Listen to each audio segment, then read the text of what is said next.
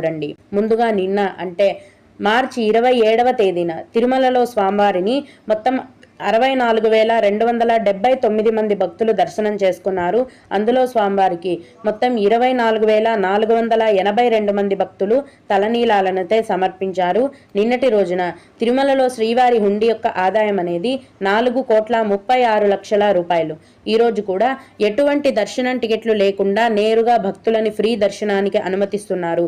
ఈ విధంగా ఎటువంటి దర్శనం టికెట్లు లేకుండా నేరుగా వెళ్లే ఫ్రీ దర్శనానికి ప్రస్తుతం దాదాపుగా 24 గంటల సమయం అనేది పడుతోంది. అలాగే తిరుపతిలో ఇచ్చే ఉచిత సర్వదర్శనం టికెట్లతో దర్శనానికి వెళ్లే భక్తులకైతే దర్శనానికి దాదాపుగా 5 నుంచి 6 గంటల సమయం అనేది పడుతోందండి. 300 రూపాయల దర్శనం టికెట్లు కలిగి ఉన్న భక్తులకు మరియు 500 రూపాయల దర్శనం టికెట్లు కలిగి ఉన్న భక్తులకైతే దర్శనానికి దాదాపుగా 4 గంటల సమయం అనేది పడుతోంది. ఈరోజు ఇన్ఫాంట్